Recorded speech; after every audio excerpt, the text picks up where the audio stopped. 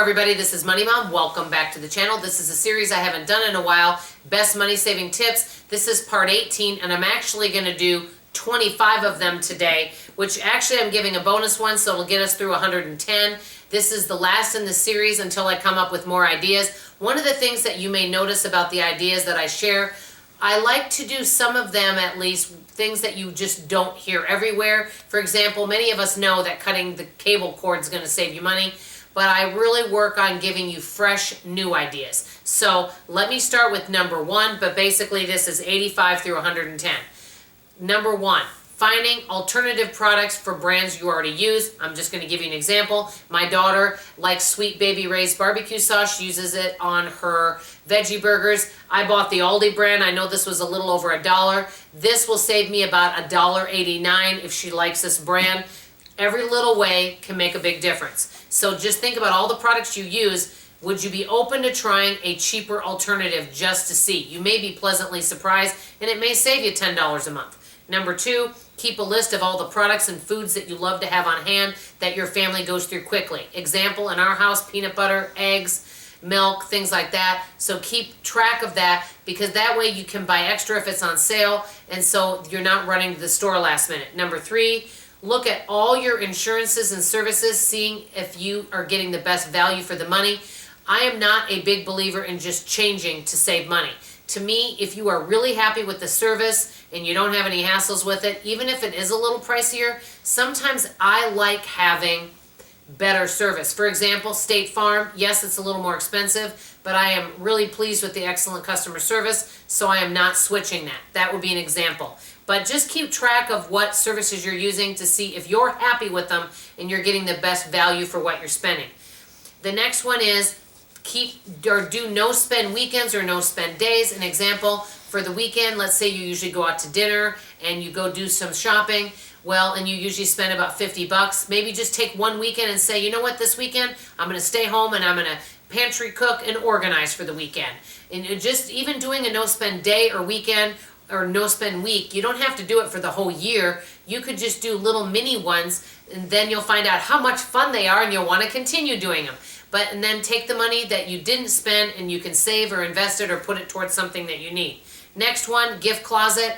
You guys know I just started that. Keeping a gift closet and buying things on sale. That way you've already have a gift ready for someone for gifts, or if you're invited to maybe a dinner and you want to give the hostess something, you can keep things such as gift cards, candles, or anything that you think would be good. Next one, and I have not done this. This is a challenge I may be taking on. Track every single penny that you spend. So if you go through the McDonald's drive-thru and you buy a Diet Coke and it's $1.09, you write that down. You may be surprised at how much you're spending and where your money leaks are. That is not something I've taken on, but that may be a challenge that I'm going to do. This is my best tip, and I probably have shared it multiple times. Next one is create more than one budget. I like having what I call 3 budgets. I have a gold, silver, and bronze, and so you've got more of a generous budget, frugal budget, and a bare bones budget. And that way, if for any reason that you either want to go on a no spend and you really want to save, or you have to go on the bare bones, you've got a budget already set there in place. I like to keep it on paper. Some people may like to keep it on spreadsheets. Next one, get college courses for free. There are all sorts, and you could just Google it, find all sorts of courses for free that are out there that you can take and learn skills that you need, such as getting more proficient on Word and Excel. That would be an example. Next one, tell your favorite brands that you love them. You can maybe send them an email or give them a call. They may put you on a loyalty program. You may get some coupons. There is one time I remember I wrote Nathan's Hot Dogs a letter about how much I loved them, and they actually sent me 4 coupons for 4 free packages of hot dogs. That was back in the day before email though. And you know what? Everything that we can do to show our brands we love them, you may get some coupons or something from it.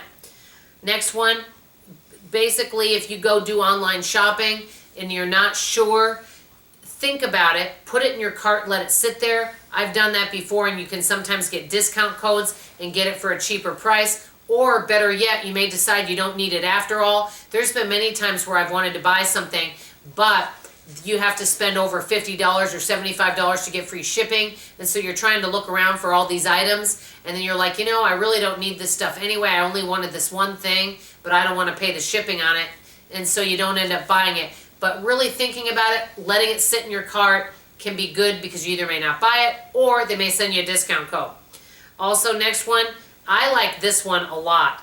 Pay for a year up front. For example, let's say you really want to have a gym membership, but you don't want to have an auto ship and pay each month.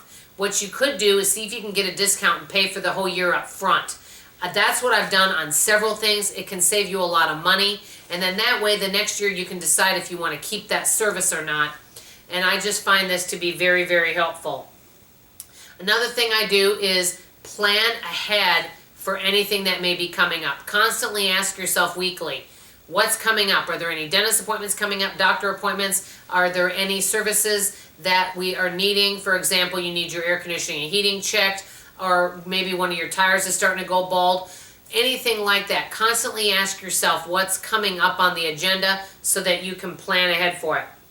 Next one, check for your credit card for discounts and benefits. There may be some transfer opportunities. You may, if you use that credit card at a certain store, there may be a time where you get a discount, so that can save you money. Next one, rotate your closet, basically from front to back, so that you wear everything in there. That way, if something is no longer fitting you good, you can donate that, but also that you end up wearing everything you have, because I've heard many times we only wear 20% of what we have. For example, I don't wear the sweater that often. Why? Because it's kind of warm and it's not that cold here in Texas. Next, I love this one and I use it. Nickname all your bank accounts / sinking funds. That way you know what you're using for. I like using certain banking accounts for certain things. For example, I have one account that is specifically for my house taxes, and I have another account that's specifically used for travel and gifts. So I personally like having separate accounts, but nickname them, and that can really help you stay organized. Next one, I do this. Some of you don't like doing this, but I do round up my checking so that I end up with extra in my checking. One of you asked a great question. Do I keep track of how much I have in my checking? Yes, I do. I do balance my checkbook, and I am aware of how much I do have in there, and I check those accounts daily. Okay, next one, comparison shop meds. If any of you take medicine, it's always good to compare and see where you can get the best deal. Next one, get rid of any subscriptions you are not using. That's why I really am not a fan of auto ship on anything.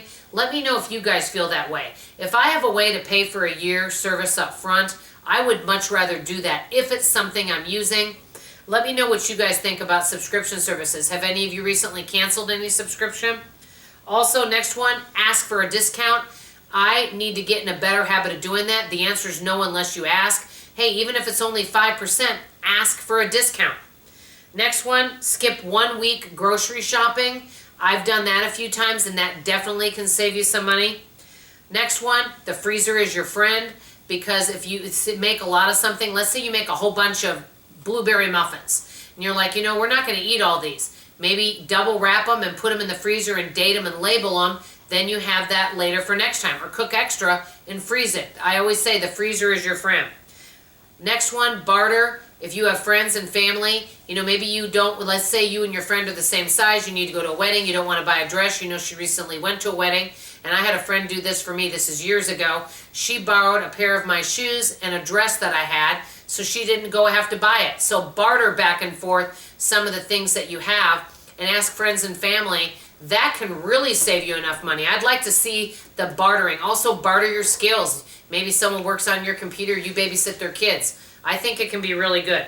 The next one is spend time with like-minded people.